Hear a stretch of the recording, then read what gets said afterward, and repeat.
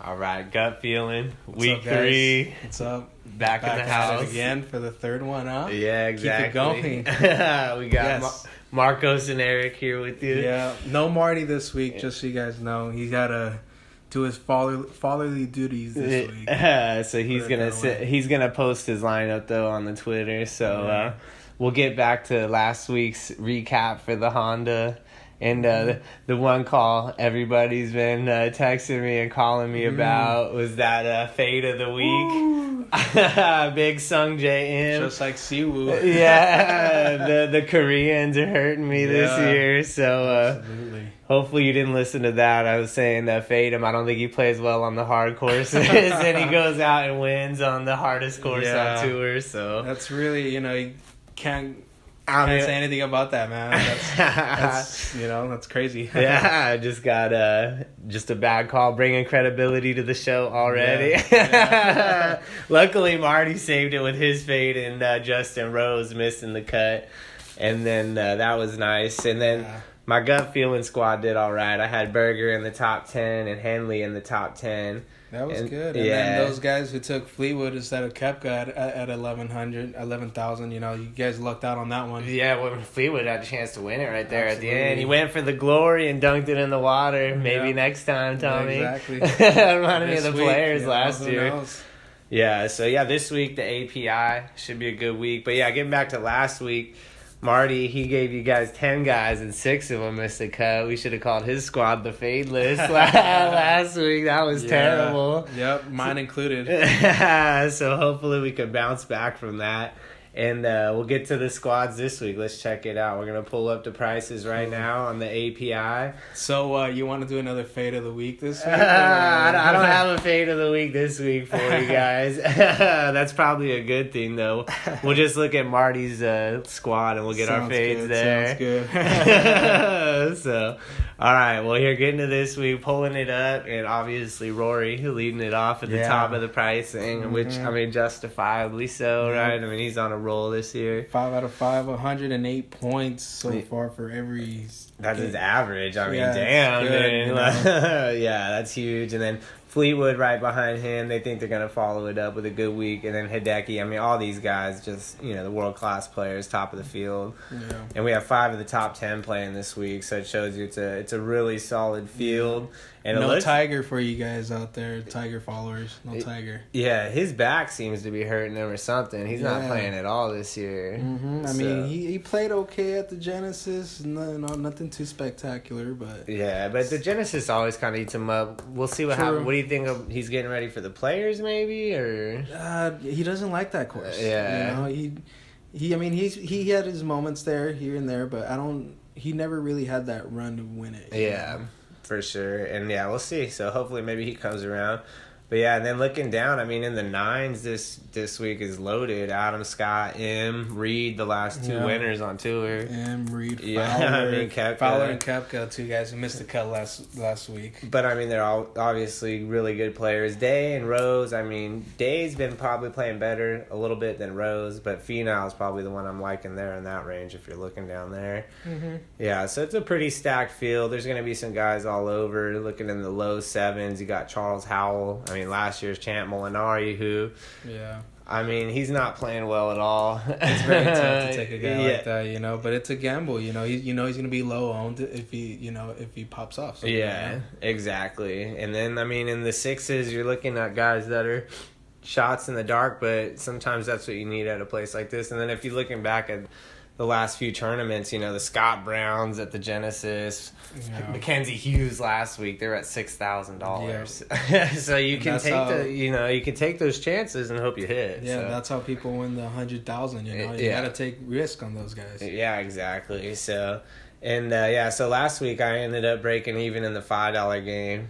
And then, so this week I'm going to step it up, though, after that bad Sung Jae call. Put my money where my mouth is on the squad. I'm going to jump into the $100 single entry. There it is. And if that one doesn't pop up, I'm seeing a $200 right here. So either one of those two, I'm waiting on the 100. Usually it comes up a little bit later. So let's start it off right now. I'm going to start off at the top, and I'm going to plug in Rory. Okay. What do you think? Yeah. I mean, why not? A top 5 every time he plays. I mean, I think that's just... 11.8, you know, he might not be super high owned. He's probably still going to be over 15%. But, you know. But now you're going to have to really go low for your next couple guys, you know. Yeah. So scrolling down, I'm going to drop down, like you said, a little bit lower, go into the 8,600 range and go Mark Leishman. All right. I like the way Leishman's been playing this year. And, you know, last week I took Ryan Palmer and he was coming off of 2 mediocre tournaments. Mm-hmm. Same kind of thing for Leishman, but he was playing really hot earlier in the year. Obviously got the win at the Farmers, had a third at Safeway. So I'm taking him. He's got some good upside. Nice. You know, what do you think? You like him, Leishman, right there in that range? I mean, it's Fitzpatrick, Morikawa, too, right there. Yeah, I mean, he's boned me a couple times last year, so it's really tough for me to take a guy like that, but... I mean, in the wind, though, like, in Florida, too, I think he's a guy that does it. As long as he's healthy. Yeah, exactly. And so I'm going to go down a little bit, and I'm going to go Hatton. I mean, I had him at the WGC. He played really good. Yeah. I like his game, you know. Can't complain. Yeah, we'll go. And then just scrolling down a little bit further, I'm going to go past Hovland, who got his win. Going to go past... Yeah, yeah. Right. I thought you were going to take him. No. I'm going to go past him. Going to skip over Phil. Don't want Phil. And then I'm going to take your boy, dude, the Abraham Answer. Oh, okay. Yeah, I like it. Yeah, he missed the cut here last year, but he's one of the better ball strikers on tour. Yeah. If he gets his putting down, man, that's... Yeah. He's lights out. Yeah, he's exactly. Going to be right up there. Yeah, I love that. And then he's pretty steady with the ball striking. Yeah. Right? Which will be good down here in Florida. Mm-hmm. So I'm going to go down a little bit more and drop down. Let's see what we got. I'm going to... Cabrera Bello, I like. I mean, your boy Schwartzel, what a good week he had last week. I mean, crazy, huh? Yeah, I mean, he's off a 5th and a 17th, but I'm going to skip him, and I'm going to go down to Kevin Na.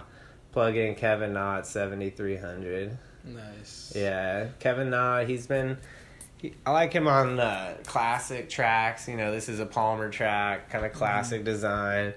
He's got 3 top 18s in his last 5 tournaments. Played well in Mexico. Yeah. Pebble, so. Yeah, I mean, he missed the cut at the Genesis, but that's a tough track. You know, a lot of guys didn't play well there. Exactly. And so I'm going to plug in Na. And then I got 6,400 left, so I'm going to drop way down there. See what we got here. Norlander, he's a guy, big guy, plays well. Doc Redman, always a guy that's a threat to, you know, he popped last week, day 1, right? Like, he was up towards the lead, if not in the lead after day 1. Then missed the cut. But, you know, yeah, guys like that are the ones that are going to make you money sometimes. Well, exactly. So he was hot last week, playing on the same type of grass, same type of course. Maybe he can put it together for all 4 rounds this week. But I'm going to go with the guy that did put it together for all 4 rounds last week. That's Robbie Shelton. You know, he ended up going, I think, T11 last week. Let me pull it up. Yeah, T11 last week. All 4 rounds, 70 or sub 70, 15 birdies, 1 eagle. He's a guy that went to the University of Alabama. He has their all-time scoring average. He's, over Justin Thomas. Yeah, Bama, they play Bermuda grass. Roll Tide. Yeah, get it down there in the South. He won twice last year on the Korn Ferry Tour and then lost one in a playoff too. So, I mean, this guy, he can get it done. I mean, but... if he can just pop for another T11, I mean, this could be my moneymaker this week. And that's the squad I'm going to go right there. Nice. McElroy, Leishman, Hatton, Answer, Na, and Robbie Shelton. Nice. Yeah, let's get it. Sounds like a pretty good lineup this week, you know? Yes, sir. We'll see what we can do here. I'm going to start off pretty low this week. You know, just... haven't really done much research. You know, this is called the gut feeling, so I'm just looking at the lineup and putting it together right now. Patrick Rogers. I mean, I think he's been striking the ball good. You know, his putter's been a little cold, but he can, if he starts rolling, you know, putting's the biggest part of the game right now. You know, if you want to make cuts, you got to make the putts. Yeah, exactly. Right? And exactly. At 6,600, I mean, he's off 3 straight top 35s.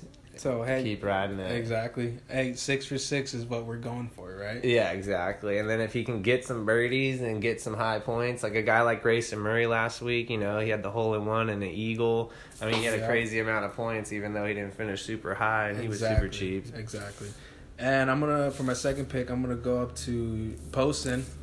He made the cut last week. I think, he kind of fell off his wheels in the beginning of the third, fourth round.